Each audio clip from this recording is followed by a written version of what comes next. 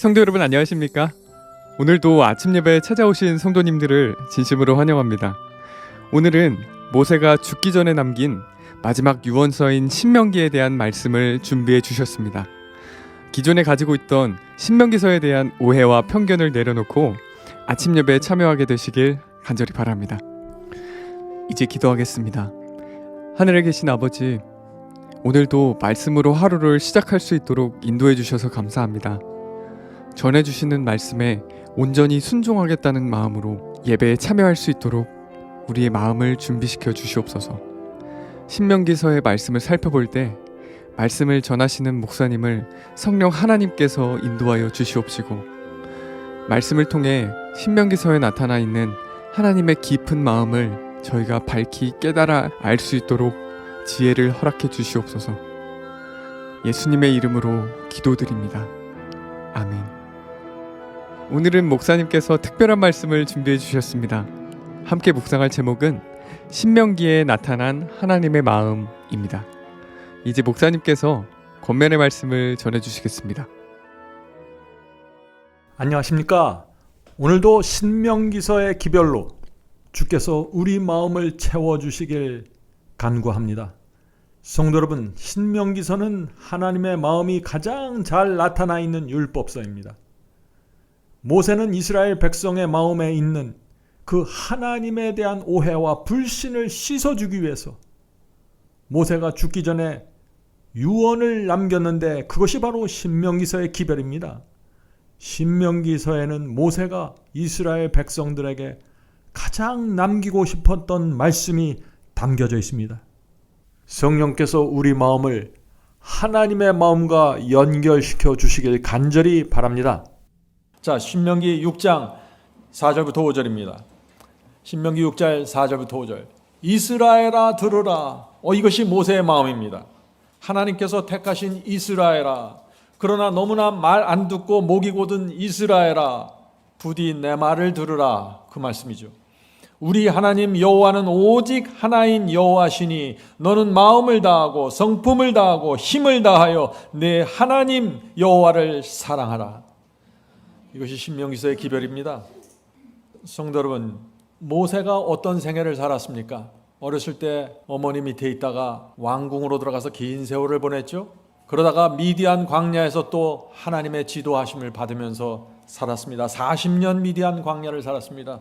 그리고 나서 이스라엘 백성을 데리고 출애굽했습니다. 홍해를 건넜습니다. 또 광야에서 40년 동안 이스라엘 백성을 인도했습니다. 그리고 120살이 되었을 때 어떻게 돼요? 죽음을 앞두고 마지막으로 이스라엘 이 백성들에게 남긴 말씀이 뭐예요? 여호와 하나님을 사랑하라는 것입니다. 성도 여러분, 우리도 여호와 하나님을 사랑합시다. 정말 하나님께 감사하고 감사합시다. 그것이 신앙입니다. 오직 한 분이신 여호와 하나님을 마음을 다하고 성품을 다하고 힘을 다하여 사랑하라. 이것이 성경 전체의 기별입니다. 자, 이제 질문을 듭니다. 출애굽 1세대, 나이가 들은 이 출애굽 1세대는 열지양과 홍해, 광야 40년을 모두 경험했지만 그들은 모두 죽었습니다. 이제 60대 이하의 젊은 세대가 가나안에 들어가야 합니다. 그런 상황에서 모세가 이 광야 2세대의 마음에서 반드시 풀어주어야 할 것이 있는데 그것이 무엇일까요? 하는 질문입니다. 모세는 4가지를 풀어주어야 했습니다. 4가지의 의문과 불신을 풀어줘야 했던 것입니다. 첫째는 시내산에서 가나안까지 10하루면 갈 수 있는 길인데 왜 이스라엘은 40년이나 걸렸는가 하는 문제입니다. 이것이 하나님의 책임인가 아니면 이스라엘 백성들의 책임인가 하는 그 문제입니다. 두 번째는 애굽에서 나온 이 광야 1세대 부모 세대는 왜 가나안에 들어갈 수 없는가 하는 질문입니다. 출애굽할 때 장정만 60만 명이라고 했습니다. 그 대부분이 광야에서 죽은 것입니다. 다시 말해서 이스라엘 백성에서 엄청난 숫자의 부모들과 자녀들이 광야에서 죽은 것입니다. 가나안에 들어가는 이 젊은 광야 2세대의 마음에 무엇이 있을까요? 전부 가족들의 상처를 갖고 있는 사람들인데 이런 의문이 있지 않겠습니까? 하나님께서는 왜 내 부모와 내 가족을 광야에서 죽게 하셨습니까? 하나님께서 인도하신 대로 애굽을 떠나 광야로 나왔는데 왜 거기서 수십만 명이 죽어야 합니까? 왜 하나님께서는 부모 세대를 축복하지 않고 저주하셨습니까? 성도 여러분, 모세가 이런 의문과 질문에 대해서 반드시 대답할 수밖에 없는데, 그래서 신명기서에 축복과 저주의 말씀이 계속해서 반복돼서 나올 수밖에 없는 것입니다. 자, 세 번째입니다. 모세는 가나안에 들어가기 전에 하나님의 율법과 의의 표준을 다시 한번 정확하게 세워야 했습니다. 모세 오경에 있었던 그 말씀들을 다시 가나안에 들어가기 전에 다시 한번 선포하는 것입니다. 새로운 기별이 아닙니다. 전에 있던 그 기별입니다. 성도 여러분, 마지막 시대 하늘 가나안에 들어가는 성도들에게도 반드시 다시 한번 이 율법과 신명기서의 기별이 선포됩니다. 네 번째입니다. 하나님을 믿고 의지하고 전진해서 가나안 땅을 차지할 것을 호소했습니다. 이것이 모세의 호소였습니다. 성도 여러분, 이 지금까지 우리가 살펴본 이 네 가지 문제는 과거 구약시대 이스라엘만을 위한 것이 아니죠. 우리도 반드시 이 네 가지 문제를 이해해야 하는 것입니다. 왜냐하면 우리도 이 광야 세상을 지나서 하늘 가나안에 들어갈 백성이기 때문에 그렇습니다. 구약시대의 광야와 이스라엘은 표상이고 우리가 마지막 실체로 드러나게 되는 것입니다. 성도 여러분, 이스라엘의 문제가 무엇입니까? 한마디로 말한다면 하나님의 마음을 전혀 이해하지 못한 것입니다. 하나님의 사랑을 이해하지 못했습니다. 율법을 주신 하나님의 마음을 이해하지 못했습니다. 이것이 전부 짐이고 무거운 멍에가 되어버린 것입니다.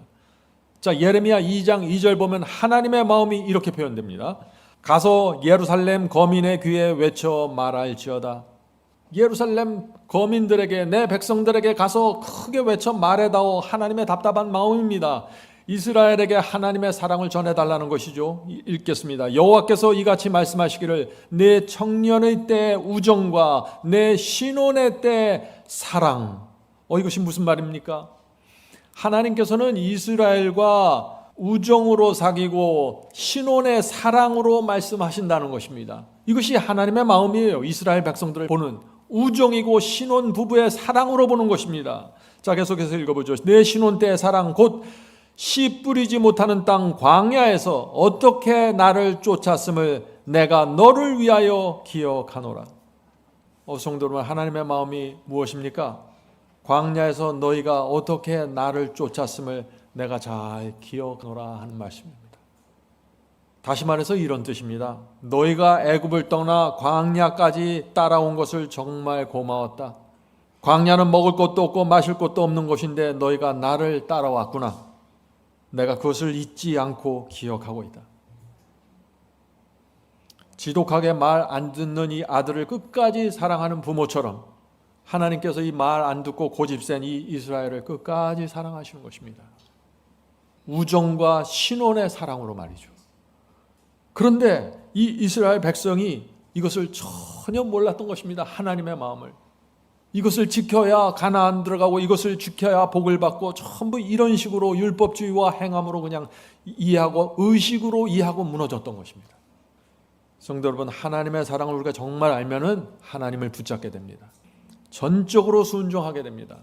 감사와 충성으로 평생 살아가게 되는 것입니다. 핵심은 하나님의 마음을 아는 것입니다.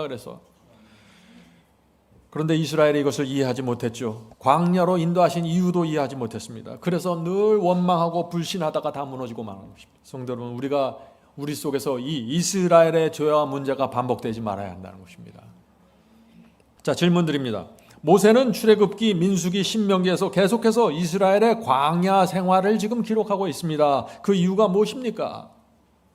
이스라엘의 광야를 이해하면은 우리가 통과하는 이 광야를 이해할 수 있습니다.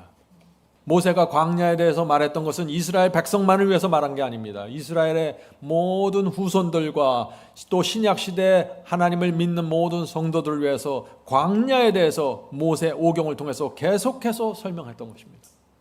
성도들은 이것을 이해하는 건 중요합니다. 이스라엘의 광야를 이해해야만 우리가 지금 통과하는 광야가 무엇인지 눈에 보이게 되는 것입니다. 사탄이 어떻게 공격하는지, 하나님께서 어떻게 우리를 인도하시는지 볼 수 있는 것입니다. 이스라엘 백성이 200만 명이었다고 하죠. 200만 명이 광야로, 홍해를 건너서 광야로 첫 발을 디뎠을 때 그들이 무슨 생각을 했을까요? 끝없이 펼쳐져 있는 이 황량한 광야를 보면서 무슨 생각을 했을까요? 두렵지 않았을까요?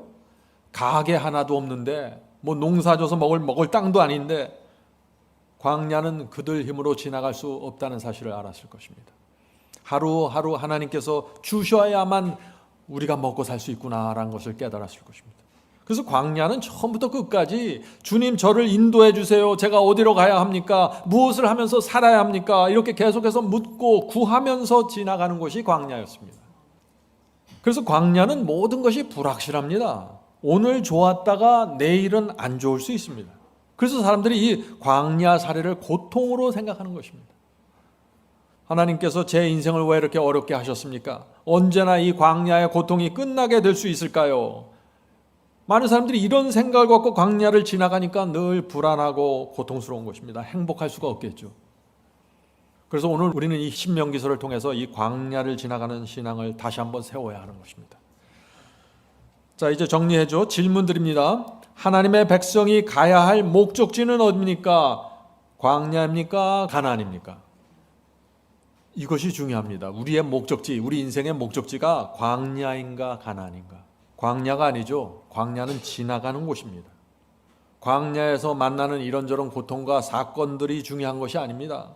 광야에서 내가 얼마나 잘 사는가 못 사는가 이것이 문제 아닙니다. 내가 얼마나 건강한가 내가 얼마나 아픈가 이것이 문제가 아니에요. 광야 자체에 매달리면 인생은 초조하고 불안하고 힘들게 살게 되는 것입니다. 중요한 것은 무엇이에요? 하나님께서 우리에게 광야길을 걷게 하신 이유와 목적입니다. 자, 그래서 신명기 8장 2절에 이 말씀이 있는 것입니다. 신명기 8장 2절. 네 하나님 여호와께서 이 40년 동안에 너로 광야의 길을 걷게 하신 것을 기억하라. 광야를 걷게 하신 것은 하나님이십니다. 광야는 우리가 나그네처럼 지나가는 곳이에요. 통과하는 곳입니다. 나그네가 아니면은 이 광야에서 나그네가 아니면은 다 이 사탄에게 광야를 지나는 동안 끌려가 버리는 것입니다. 그것이 이스라엘 역사죠. 그래서 우리가 이 광야를 지나는 동안 인생이라는 광야를 지내는 동안 헛된 꿈을 꾸면 큰일 납니다. 헛된 기대를 가지면 큰일 나요. 그런 사람들은 다 원망하고 절망하게 될 것입니다. 자, 질문 드리죠. 하나님께서 이스라엘을 광야로 인도하신 목적이 그렇다면 무엇일까요? 하는 질문입니다. 하나님의 말씀과 약속을 믿고 의지하고 기도하는 훈련을 하는 곳입니다. 광야는 훈련을 위한 최적의 장소입니다. 성도 여러분, 우리를 인도하시는 하나님의 목적을 잘 기억하십시오. 목적이 무엇입니까? 하루하루를 하나님을 전적으로 의지하는 믿음을 세우는 것입니다. 그래서 아무것도 의지할 수 없는 광야로 이스라엘 백성을 내보낸 것입니다.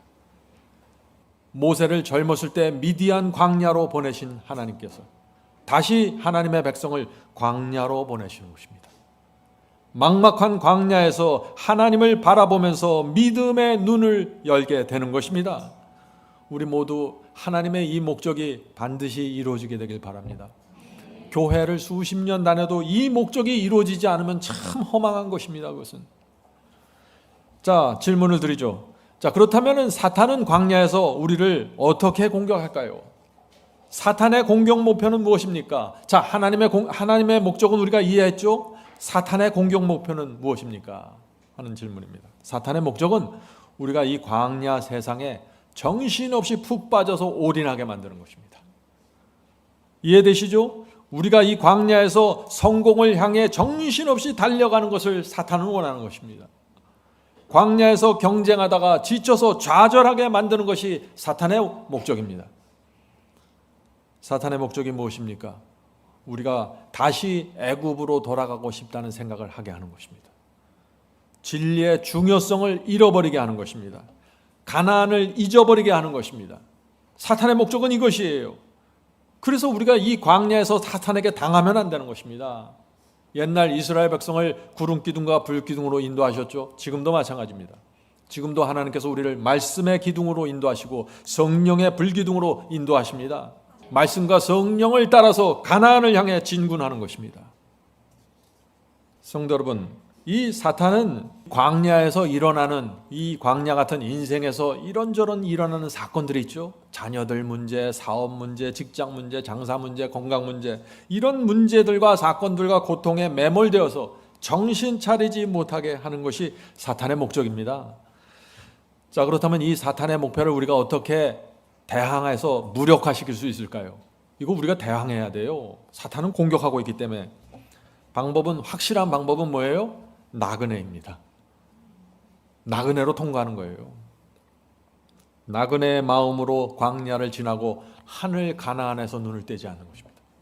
이스라엘 백성도 그렇게 했으면 성공했을 텐데 그렇게 하지 못했다는 것이죠.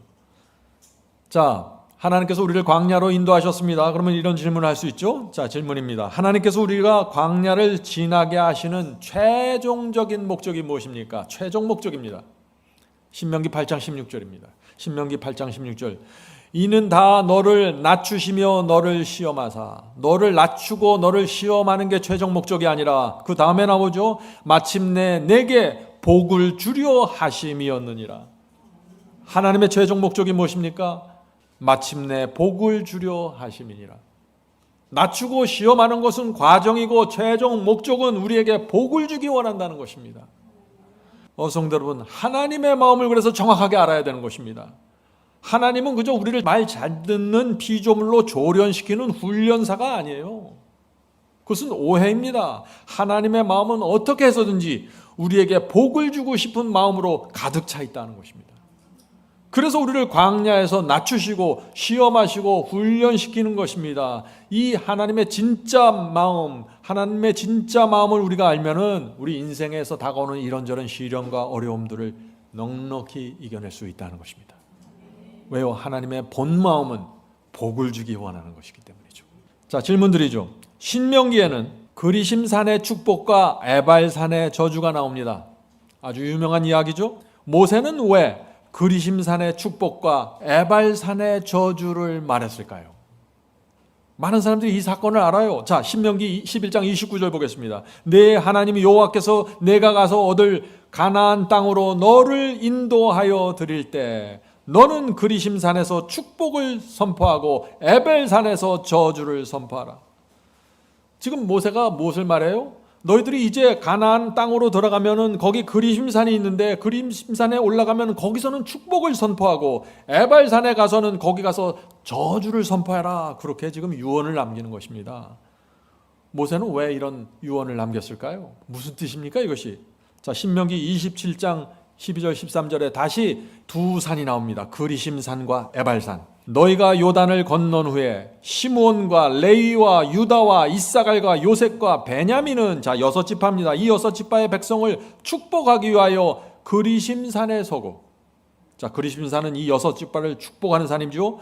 루벤과 갓과 아셀과 스불론과 단과 납달리 6지파죠. 이 6지파는 저주하기 위하여 에발산에 서고. 무슨 뜻인가요? 수수께끼 같은 얘기 아니에요? 가나안에는요, 이 그리심산이 있었고 에발산이 있었습니다. 이 그리심산은 나무가 무성하고 아주 풍요로워서 축복을 나타내는 그런 표상을 가진 산입니다. 또 에발산은 황폐하고 바위가 많아서 저주를 나타내기 좋은 산이었습니다. 그래서 모세가 너희가 이제 가나안에 들어가면 그리심산에 올라가서 이렇게 외치라는 것입니다. 하나님께서는 순종하는 사람들을 축복하신다라고 외치라는 것입니다. 그리고 에발산에 올라가서는 하나님께서는 불순종하는 사람들을 저주하신다라고 소리치라는 것입니다. 참 이상하죠? 왜 이런 일을 하라고 했을까요? 마치 이스라엘 백성들 12지파들을 마치 어린 그 유치원생들처럼 이산자산 몰려다니면서 지파로 나누어서 몰려다니면서 축복을 선언하고 저주의 주권을 자꾸 선포하라고 그러는 것입니다.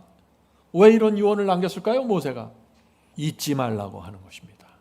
하나님께서 축복하시는 조건과 저주하는 조건이 무엇인지 잊지 말라고 하는 것입니다. 너희 부모 세대 광야 1세대는 이것을 다 알았지만 머리로만 이해하고 그것을 몸으로 실천하지 않았고 그대로 살아가지 못해서 그래서 당한 것이야. 그러니까 너희는 이제 머리로만 이해하지 말고 직접 몸뚱이를 움직이고 팔과 다리를 움직여서 직접 이 산에 올라가서 축복을 선언하고 저 산에 올라가서 저주를 선언하면서 이것을 너희 마음 깊숙이 갖고 있어야 된다. 다시는 잊어버리면 안 된다. 모세의 마음이 이해되십니까? 모세가 죽기 전에 얼마나 걱정이 됐으면 이런 유언을 남겼을까요? 모세의 간절한 마음이 느껴지는 것입니다. 자, 질문 드리죠. 모세는 신명기서에서 이스라엘의 젊은 세대에게 하나님을 어떻게 설명했을까요? 지금 이 신명기서는 이 모세가 이스라엘의 젊은 세대에게 하나님을 계속해서 소개하는 것입니다. 하나님은 어떤 분이시다. 어떤 사람들에게 축복하고 어떤 사람에게 저주하고 어떤 사람을 인도하시고 어떤 사람들은 무너지고 이것을 계속해서 설명하는 것이에요. 모세는 신명기에서 하나님을 이렇게 설명하는 것이에요. 하나님께서는 너희에게 가라고 명하시고 길을 여시며 너희보다 앞서 행하시고 능히 이루는 하나님이시다. 그러나 너희도 할 일이 있다. 하나님을 따를지 따르지 않을지는 너희가 선택하는 것이다. 축복과 저주는 너희의 선택과 결정에서 갈라지는 것이야. 너희가 그리심 산에 올라가는 것도 너의 결정이고 너희가 에발산에 올라가는 것도 너희의 선택이야. 너희는 어떤 산을 올라갈래? 그 질문을 하고 있는 것입니다. 성도 여러분, 자유의지의 복음입니다. 하나님의 인도하심과 인간의 자유의지 사이에 어떤 관계가 있는지 정확하게 보십시오. 신앙이 이것을 정확하게 이해해야 신앙이 세워지는 것입니다. 성도 여러분, 신명기서의 기별을 잊지 마시기 바랍니다. 하나님의 율법을 말라빠진 옛날 문서로 생각하면 큰 오해입니다. 하나님께 나오는 모든 것이 사랑이고 축복입니다. 하나님께 나오는 모든 것이 지혜이고 자비입니다. 이것을 아는 성도들은 날마다 하나님께 달려가게 될 것입니다. 성도 여러분, 신명기서의 전체 기별을 듣기 원하는 분들은 유튜브에서 모세의 유언 설교 1부와 2부의 말씀을 꼭 들어보시기 바랍니다. 놀라운 빛을 보게 되실 것입니다. 자, 이제 기도하고 마치겠습니다. 하늘에 계신 아버지, 하나님께서 주신 모든 것에 감사합니다. 하나님께서 허락하신 모든 것에 감사합니다. 주여, 하나님을 전적으로 신뢰하고 따르는 믿음으로 저희를 인도해 주시옵소서. 어떤 상황에서도 하나님을 의지하고 신뢰하면서 전진하게 도와주시옵소서. 저희가 하늘 가나안에 들어가는 날까지 인도해 주시고 붙잡아 주시옵소서. 인생의 작은 문제들, 사소한 문제들 때문에 저희가 흔들리지 않게 하시고 저희 눈을 하늘 도성에 고정시켜 주시옵소서. 오늘도 주께서 저희를 인도하시고 지배하시길 소망합니다. 함께 이 시간에 기도하는 성도들의 필요를 채워주시고 그들을 위로해 주시고 치유해 주시옵소서. 이 모든 말씀 예수 그리스도의 이름으로 간절히 기도드립니다. 아멘.